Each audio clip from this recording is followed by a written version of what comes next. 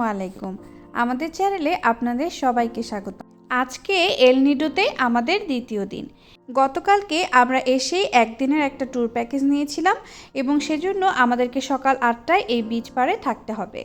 তো আমরা সকাল সকাল ঘুম থেকে উঠেই হোটেলে কমপ্লিমেন্টারি যে নাস্তা থাকে সেটা করতে গিয়েছিলাম এবং ওরা আমাদেরকে অপশন দিয়েছিল যে ফিলিপিনের নাস্তা নাকি হচ্ছে ইংলিশ নাস্তা। তো আমরা ফিলিপিনের নাস্তাটাই চুজ করেছিলাম এবং সেখানে স্ক্র্যাম্বল এগ, বিফ ছিল, প্লাস রাইস ছিল। তো নাস্তাটা ভালোই লেগেছে, তবে প্রচণ্ড মিষ্টি ছিল আর কি। তো বুঝলাম যে ফিলিপিনেরা আসলে মিষ্টি খেতে খুব পছন্দ করে, তাই ওরা সব খাবারেই অলমোস্ট চিনি ব্যবহার করে। যাই হোক, এই তো আমরা আমাদের বোটে উঠে পড়েছি। প্রায় মনে হয় 10 থেকে 11 জন হচ্ছে আজকে আমাদের সঙ্গে এই বোটে যাচ্ছে।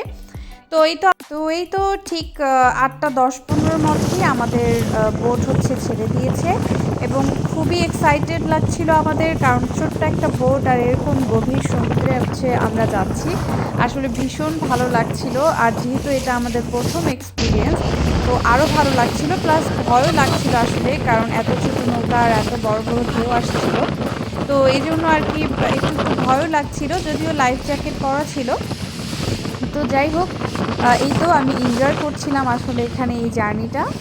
আসলে দু চোখ ভরে এই নীল পানি আর পাহাড় দেখতেও যেন অন্যরকম একটা ভালো লাগা কাজ করছিল। যখন আপনার ব্যস্ত জীবন থেকে একটু সময় বের করে আসলে এরকম সমুদ্র পাহাড় দেখতে যাবেন, আসলে তখন ফিলটাই অন্যরকম হয়, মনের মধ্যে একটা শান্তি কাজ করে। আসলে আমাদের জীবনটা এখন এত ব্যস্তময় এবং আসলে টাকা ইনকাম করতে গেলে অনেক অনেক প্রেশার নিতে হয়, অনেক অনেক কাজ করতে হয়।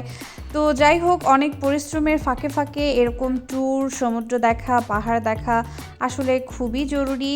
তা না হলে আসলে আমরা কাজে সেই কনসেন্ট্রেশনটা দিতে পারি না। আর আমরা যারা দেশের বাইরে থাকি তাদের তো আসলে আত্মীয় স্বজনের বাসায় গিয়ে বা তাদেরকে ডেকে সেই যে একটা রিক্রিয়েশন, সেটা কিন্তু হয় না। তো এই জন্যই মাঝে মাঝে ট্যুর দিতে আমাদের খুবই ভালো লাগে, আর আমরা দুজনই ঘুরে বেড়াতে খুব পছন্দ করি।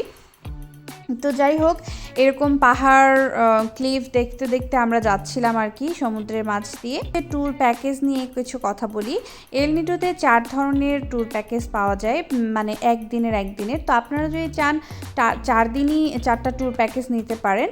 তো আমরা আজকে যে ট্যুর প্যাকেজটা নিয়েছি সেটা হচ্ছে ট্যুর প্যাকেজ এ। তো প্রতিটা ট্যুর প্যাকেজে একটা স্পেশাল প্লেস আছে যেটা অনেক ফেমাস এবং অনেক সুন্দর।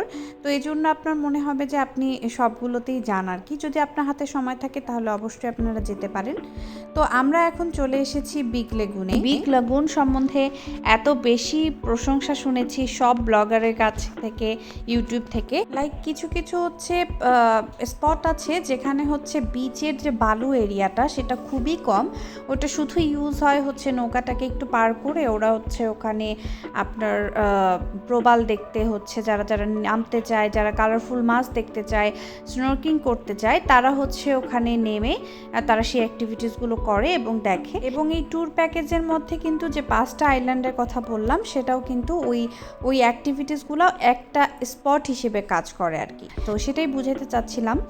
তো সেই রকম অ্যাক্টিভিটিস যেহেতু আমরা দুজনই ওইভাবে সাঁতার পারি না, আমি তো টোটালি পারি না, তো এই জন্য আসলে ট্যুর এ মনে হলো যে কিছুটা বিচ বেশি এই ট্যুর এতে।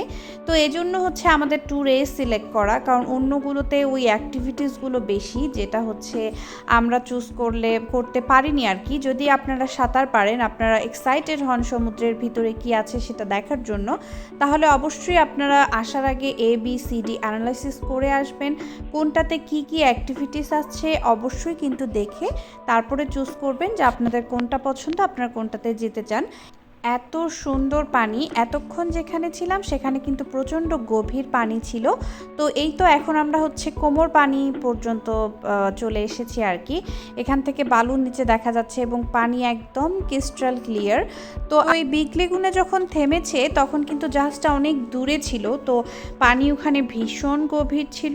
তো আমরা আসলে প্রচণ্ড ভয় পাচ্ছিলাম যে আমরা যেতে পারবো কিনা কায়াকিং করে, কারণ আমরা দুজনে সাঁতার পারি না। এজন্য আমরা একজনকে, আমাদের যে ট্যুর নৌকা ছিল সেই নৌকার যে ট্যুর গাইড ছিল, ট্যুর গাইডের যে সহকারী, তাকে হচ্ছে আমরা সঙ্গে নিয়েছি আর কি। তো সে আমাদেরকে পুরোটা কায়াক করে ঘুরিয়ে ঘুরে দেখাচ্ছিল। তুমি শুধু লাঠিটাকে ঠিক করে রাখো। So narrow here.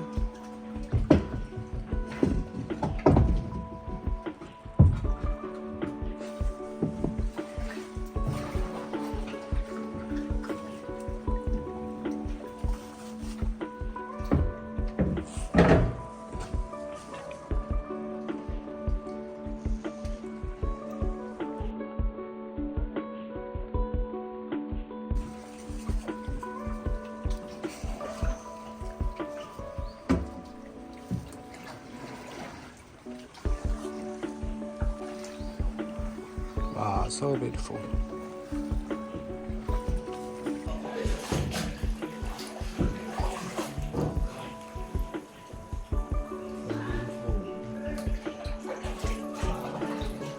পানি একদম ক্রিস্টাল ক্লিয়ার, নিচে সব দেখা যাচ্ছে।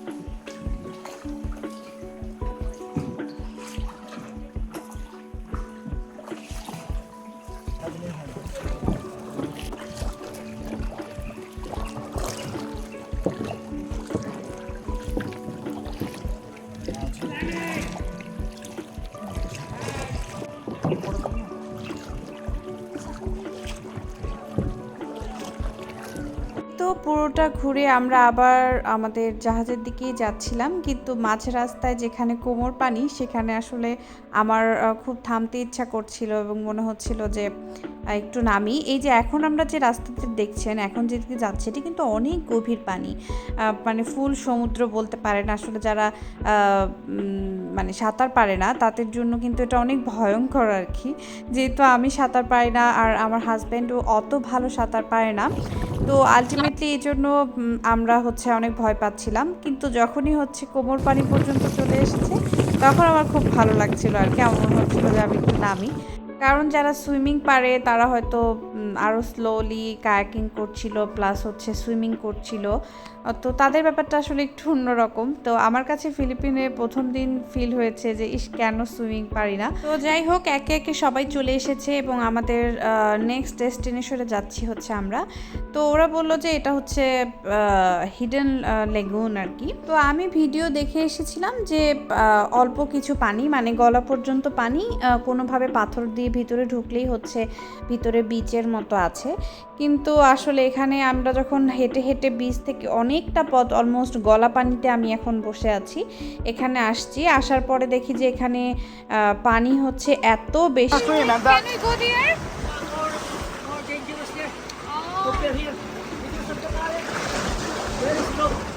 তো আমাদের ট্যুর গাইড বলছিল যে ওখানে যাওয়াটা খুব ডেঞ্জারাস হবে, যেহেতু আমরা সাঁতারও পারি না।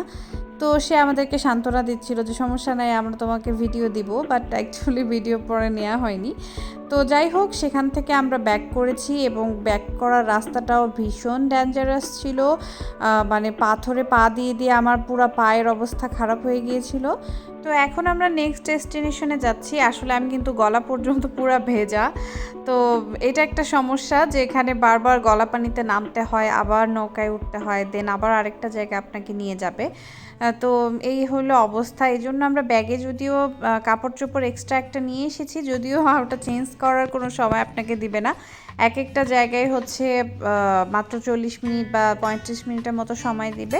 আর আইল্যান্ডগুলোতে ওভাবে কোনো টয়লেট বা বড় আইল্যান্ড ছাড়া আসলে কোথাও কোনো আমি টয়লেট দেখিনি যে আপনি ড্রেস চেঞ্জ করবেন বা এরকম কিছু। তো প্রথম দিন তো আসলে আমরা বুঝিনি, তাই আমরা তারপরেও একটা করে এক্সট্রা ড্রেস নিয়ে গিয়েছিলাম। আর একটা যেটা হচ্ছে, আপনাকে অবশ্যই আপনার সাথে ওয়াটারপ্রুফ ব্যাগ থাকতে হবে, যেটার মধ্যে আপনি ফোন ছাড়াও বাকি যে আপনার অ্যাক্সেসরিজগুলো আছে সেগুলো রাখবেন। কারণ অনেক সময় সমুদ্রের পানি এতটা বেশি হয়ে যায় যে উপর দিয়ে নৌকার উপরে চলে আসে। তো সেজন্য সবাইকে ওরা আগে থেকেই বলে দেয়। আর হচ্ছে মানে আপনার যে মোবাইল, সেটা মোবাইল কিন্তু অবশ্যই একটা ওয়াটারপ্রুফ কভার লাগবে আপনি যদি ফিলিপিনে যেতে চান আর কি। তো এই যে দূরে যে আইল্যান্ডটা দেখছেন, এখন আমরা ওখানে যাব, এখন লাঞ্চ করব। এর ফাঁকে কিন্তু আরেকটা স্টপেজ ছিল, সেটা কোনো আইল্যান্ড না, একটা নর্মাল পানি এবং জায়গায় নিয়ে গেছিলো যেখানে নাকি কালারফুল মাছ নিচে দেখা যায়। তো সেই অ্যাক্টিভিটিসটাও কিন্তু আমরা করতে পারিনি। তো যাই হোক, এটা হচ্ছে আমাদের 4th ডেস্টিনেশন। এখন আমরা লাঞ্চ করব। তো এই তো, আমার কাছে খাবারগুলো আহামরি মজা লাগেনি, খুবই সিম্পল খাবার ছিল, কিন্তু এই সুন্দর ভিউয়ের সাথে আসলে খাবারগুলো খেতে ভীষণ ভালো লাগছিল আর কি আমাদের। পরে খাওয়া দাওয়া শেষ করে এই পানিতে কিছুক্ষণ আমরা এনজয় করেছি এবং ভিউটাও খুব সুন্দর এনজয় করেছি।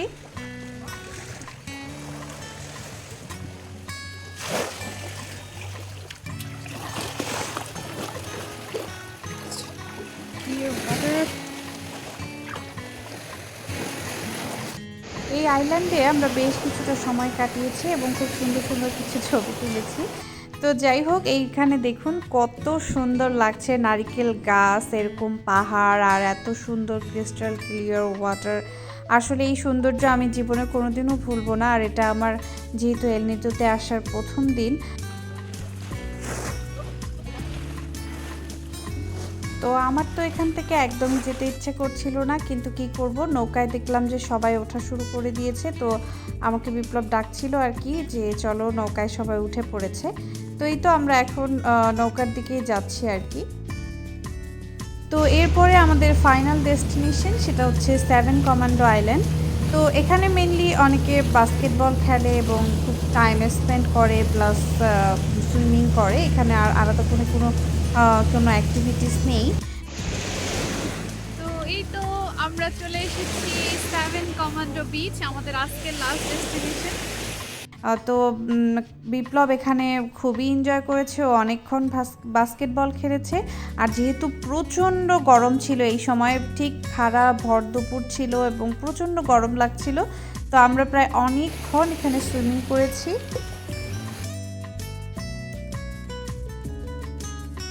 বালু অনেক গরম, যার কারণে একটু ছায়া এসে বসলাম।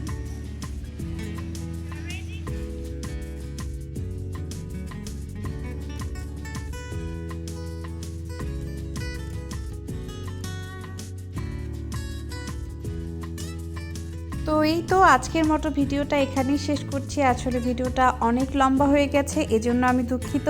আসলে প্রকৃতি এত সুন্দর যে কোনো কিছুই কাটতে ইচ্ছে করছিল না। তো আপনাদের ভিডিওটা কেমন লাগলো অবশ্যই কিন্তু আমাদেরকে কমেন্ট করে জানাবেন। ভালো লাগলে ভিডিওটিতে একটা লাইক দিবেন এবং কমেন্ট করবেন। আর এলনিডো সম্বন্ধে আর কোনো কোশ্চেন থাকলে আমাদেরকে অবশ্যই জানাতে পারেন, আমরা চেষ্টা করব সেগুলোর অ্যান্সার করার। সামনে আরও অনেক সুন্দর সুন্দর ভিডিও আসছে এলনিডো নিয়ে, অবশ্যই আমাদের সঙ্গেই থাকবেন। আর ভিডিওটি ভালো লাগলে বেশি বেশি করে বন্ধুদের সাথে শেয়ার করবেন। আর সাবস্ক্রাইব করে না থাকলে কিন্তু অবশ্যই সাবস্ক্রাইব করে ফেলবেন। ধন্যবাদ সবাইকে, বাই বাই।